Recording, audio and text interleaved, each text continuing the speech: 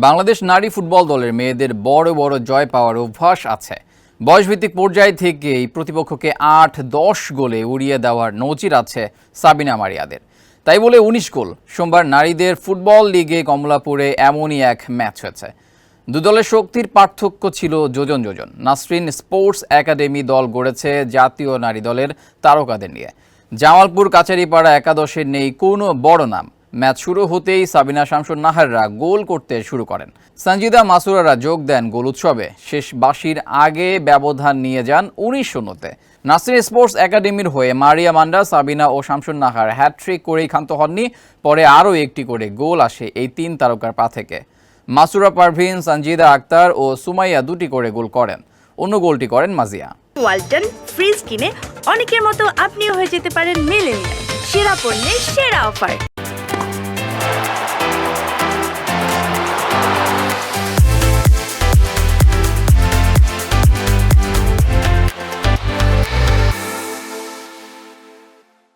খেলাধুলার আরও খবর জানতে চোখ রাখুন কালবেলার ফেসবুক পেজ এবং ইউটিউব চ্যানেলে।